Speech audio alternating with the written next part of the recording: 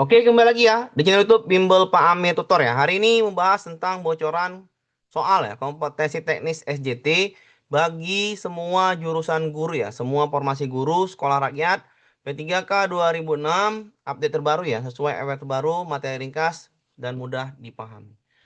Oke ya, kita ke promosi dulu ya. Ini untuk fasilitasnya ya. Ini biayanya 199.000 kita diskon ya. Karena udah mau ujian tanggal 26. Ini kita diskon menjadi 150.000 saja atau 149.000. Oke ya, 14999. Fasilitasnya ini ya, e-book soal-soal 7 tryout Mansoswan, 7 tryout 145 soal gabungan teknis EJT dan Mansoswan. Ya, ini nomor rekeningnya. Oke, ini nomor WA yang tertera di brosur. Silakan dihubungin 0852 9770 1528 atau 0823 0470 2426 atau 0852 3019 6013. Oke, ini fasilitasnya nanti saya berikan gambarannya ya, gambaran bagaimana fasilitasnya. Oke. Ya, nanti kita bahas nih ya. Nanti kita bahas untuk yang namanya soal hari ini ya. Soal 5 soal hari ini untuk kompetensi tes SJT. Ya, yang mau mendapatkan tadi fasilitas tadi ya, silakan di WA di 0852 9770 1528 atau 0823 0870 2426. Fasilitasnya adalah e-book soal-soal 7 tryout Mansoswan dan 7 tryout 145 soal gabungan teknis SJT dan Mansoswan ya. Bagaimana bentuk tryoutnya Pak? Nanti ada waktunya ya, pakai waktu ini baru selesai ya dibuat. Oke, ini bagi yang mau saja ya. Ingat bagi yang mau saja. Ini ya, ini e-booknya. Ini e-book guru ya, ini e-book untuk P3K guru sekolah rakyat. Nah, ini dia ada dua. Oke, ada dua e-booknya. Baru ini fasilitas untuk yang tryoutnya ya. Ini tryout untuk 145 soalnya. Ini tryout pertama ya. Tryout FR Teknis AJT untuk formasi guru sekolah rakyat ya. Formasi guru sekolah rakyat ini ya. Ini sampai 7 ya. Ini dua sampai 145 soal ya. 145 soal. Kita ke bawah nih ya. Oke, ini 145 soal ya. Ini tiganya 4, 5, 6, 7 ya. Ini 7. Oke. Untuk tryout SJT dengan Mansoswannya. Gabungannya 145 soal nih ya. 145 soal. Ya ini banyak ya. Oke. Untuk tryout Mansoswannya beda lagi ya. Ini tryout Mansoswannya beda lagi nih ya. Ini Mansoswan. Ya. Ini Mansoswan ya. Ini Mansoswannya. Ini 1, 2, 3, 4, 5, 6, 7. Oke. Sampai 7 juga. Ya, sampai 7. Ini juga sampai 7. Ini yang tryout SJT ini belum dipublikasikan ya, masih dibuat ya. Baru dibuat nih, belum dipublikasikan tryout SJT-nya sama soswannya nih. Masih baru ya. Silakan ya bagi yang mau ya, bagi yang mau ada ebook, tadi ebooknya ini ebook. Ini tryout Mansoswan dan ini sampai tryout SJT ya. SJT dan Mansoswan. Silakan bagi yang mau dihubungi di nomor tadi ya, di nomor yang tadi 0852 9770 1528 atau 0823 0470 2426. Ini ya nomornya yang tertera. Oke, fasilitasnya tadi yang tadi ya. Fasilitasnya adalah e-book ya, e-book soal-soal 7 tryout Mansoswan, 7 tryout 145 soal gabungan teknis EJT dan Mansoswan untuk semua guru. Biayanya kita diskon ya sampai tanggal 23 Juni hanya 149.000 ya atau 149.000. Oke ya, silakan ya dihubungi nomor yang tadi. Bagi yang mau saja ya, bagi yang mau di nomor 0852 9770 1528 atau 0823 070 2426 tinggal transfer ke rekening yang tertera di brosur. Oke, kita bahas ya untuk soal hari ini ya. Untuk pembahasan soal hari ini nomor satu ya.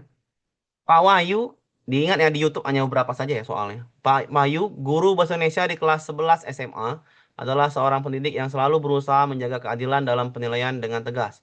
Suatu hari, Ayu, siswi yang dikenal cerdas dan aktif, meminta kesempatan untuk mengumpulkan tugas akhir semester yang seharusnya sudah dikumpulkan beberapa hari lalu. Pak Wahyu menanyakan alasan keterlambatannya karena sangat jarang Ayu bersikap demikian. Ayu mengatakan bahwa keterlambatannya disebabkan oleh kondisi keluarga yang mendesak. Pak Wahyu ingin memberikan kesempatan, tapi ada dilema yang beliau rasakan. Beberapa siswa lain di kelas ada yang terlambat mengumpulkan tugas dan minta keluarga Pak Wahyu tetapi tolak karena tidak sesuai dengan kesepakatan dengan waktu pengumpulan tugas dan Pak Wahyu belum sempat menggali penyebab keterlambatan mereka. Bagaimana sebaiknya Pak Wahyu mengatasi dilema ini? Ya, karena yang telah dilakukan itu ditolak, ya, ada siswa ditolak, ya, oleh Pak Wahyu, maka menolak juga, jangan diberi kesempatan biar tidak terjadi yang namanya bentrokan, ya. Memberikan kesempatan salah, ya. Menolak memberikan kelonggaran ini bagus, ya. Karena menolak harus menolak karena siswa yang lain mengumpul nggak boleh, nggak diterima. Tidak memberikan kesempatan pada Ayu dengan memberikan penjelasan yang lebih personal dan mengingatkan seluruh kelas bahwa kesepakatan harus diikuti. Oke, ini baru bagus. Yang D, tidak memberikan kelonggaran pada Ayu dengan penjelasan empatik, lalu mengajak semua siswa meninjau ulang kesepakatan kelas mengenai kesepakatan kemungkulan tugas. Bagus. Memberikan kesempatan salah, ya. Berarti jawabannya antara D, C, dan B. Yang jawabannya adalah tidak memberikan kelonggaran dan kita berikan penjelasan yang empatik. Maka ini yang baik. 5 poin di sini. Ya, 5 poin di sini. Yang 4 poin ini antara B dan C. Ini mungkin 4 poin, ini 3 poin. Atau ini bisa 4 poin, ini 3 poin. Yang jelas jawabannya D terbaik. Dengan penjelasan yang empatik. Ya, ini jawabannya bagus nih. Ada bahasa empatik. Jadi jawabannya adalah 5 poin di D. Ya, 5 poinnya di D. Mungkin 4 poinnya di B. Kita lanjutkan ke soal berikutnya nomor 2. Dalam kegiatan diskusi kelompok PRL, salah satu siswa kelas 5 SD sering memotong pembicaraan dan mengabaikan pendapat teman-temannya. Hal ini menyebabkan anggota kelompok lain merasa tidak nyaman dan enggan berdiskusi. Setelah kegiatan selesai, dua siswa menyampaikan kepada Anda bahwa mereka merasa tidak dihargai oleh PRL. Anda menyadari bahwa PRL sebenarnya siswa cerdas dan punya inisiatif tinggi. Namun, sikapnya dalam kelompok menunjukkan kekurangan empati dan penghargaan terhadap orang lain. Keluhan ini juga pernah disampaikan oleh salah satu siswa lain yang pernah sekelompok dengannya. Anda ingin membantu Vera menyadari pentingnya mendengarkan dan menghargai pendapat teman, tetapi juga tidak ingin membuatnya merasa disudutkan atau kehilangan semangat. Bagaimana Anda mengatasi situasi ini? Yang A, memanggil Farel lalu mengkonfirmasi apakah keluhan teman-temannya benar, kemudian memberikan penguatan lebih respek terhadap orang lain. Oke, ini bagus menasihatinnya. B, memindahkan Farel kelompok lain. Nah, jangan ini. C. Memberi arah umum pada seluruh kelas tentang pentingnya menghargai. Berharap Vera dapat menyadarinya. Jangan juga ini nanti ini boleh tapi kurang tepat lah. D. Mengajak Vera berdiskusi secara pribadi lalu memfasilitasinya untuk merefleksikan dampak perilakunya. Ah, ini bagus. Ini bagus. E. Mengajak Vera menulis jurnal refleksi pribadi tentang pengalaman diskusi kelompok dan perasaan teman-teman untuk kemudian diskusikan bersama Anda. Ini bagus juga. Ada 4 yang bagus. Yang paling bagus adalah yang D, ya. Yang D ini yang D. Ya. D, ya. Ini 5 poinnya di D. Ya, 5 poinnya di D karena dia ini memfasilitasi dan merefleksikan dampak perilakunya, ya. Jawabannya 5 poinnya di D. Mungkin 4 poinnya di A, 3 poinnya di sini. Oke, jawabannya D. Kita lanjutkan ke soal berikutnya nomor 3. Bu Rina adalah guru kelas 4 SD yang sedang mengkoreksi ulangan bahasa Indonesia para siswa. Saat memeriksa bagian esai, ya boleh di pause dulu ya sambil jawab-jawab, ya. Saat menulis bagian esai, ia menyadari ada dua lembar jawaban milik siswa yang sangat mirip. Bahkan kata-katanya pun sangat identik. Setelah diselidiki, ternyata salah satu dari mereka mencontek saat ulangan berlangsung. Bu Rina ingin menanamkan nilai kejujuran sejak dini dengan cara yang tegas dan mendidik. Tetapi ia juga khawatir apabila kasus ini dijadikan pelajaran akan membuat siswa melakukannya merasa malu dan kehilangan kepercayaan diri. Di sisi lain, ia tidak ingin membiarkan tindakan tersebut dianggap hal biasa. Mengatasi situasi tersebut, apa upaya yang perlu dilakukan Bu Rina? Ya. A. Menceritakan masalah ketidakjujuran siswa dalam ulangan di kelas tanpa menyebut nama, lalu memberikan nasihat mengenai pentingnya menemukan nilai kejujuran sejak dini dan memastikan komitmen para siswa tidak menyentek. Bagus.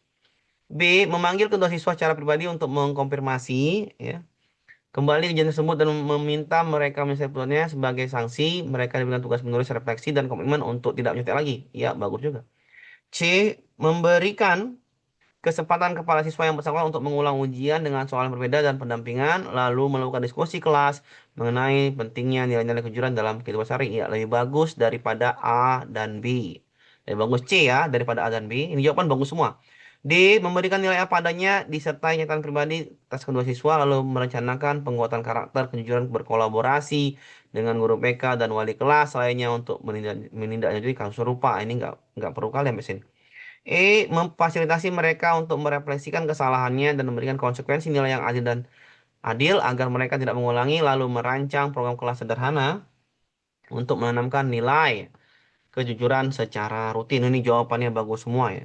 Jawabannya bagus semua ini untuk merefleksikan. Nah, jawabannya inilah, ya, merefleksikan kesalahannya. Oke, ini bagus ini bahasanya, ya, merefleksikan kesalahannya. Ini jawabannya E. Dengan kurikulum sekarang ya, maka ini jawaban bagus, paling baik. Merefleksikan kesalahan ini jawaban yang paling tepat adalah yang 5 di sini ya. Yang ini C mungkin 4 poin. C 4 poinnya di C. Tapi yang E udah pasti 5 poin ya. Kita lanjutkan ke soal berikutnya. Jadi soal situasional judgment test ini pasti sesuai dengan kurikulum sekarang ya. Kurikulum Merdeka. Nomor 4. Ibu Dini adalah wali kelas di sebuah SMP. Suatu hari, ya, orang tua dari salah satu siswanya yang bernama Dava datang dan meminta Ibu Dini untuk membantu memperbaiki nilai anaknya agar bisa memenuhi syarat mendaftar ke SMA favorit yang mempersyaratkan nilai dengan standar tertentu. Orang tua Dava mengatakan bahwa nilai anaknya sebenarnya hanya sedikit di bawah batas dan mereka merasa Ibu Dini dapat membantu sedikit saja agar Dava punya peluang lebih baik. Orang tua Dava menyampaikan permintaan itu secara personal dengan nada memohon dan tidak ada satupun pihak lain yang mengetahuinya. Mereka bahkan membawa oleh-oleh sebagai bentuk tanda terima kasih dan memaksa Ibu Deni untuk menerimanya terlepas dari apakah Ibu Deni akan mengikuti permohonannya atau tidak. Ibu Dini ingin menjaga hubungan baik dengan orang tua, tetapi juga menyadari bahwa permintaan tersebut berpotensi melanggar kode etik sebagai pendidik. Jika Anda sebagai Ibu Dini, bagaimana Anda menyikapi situasi?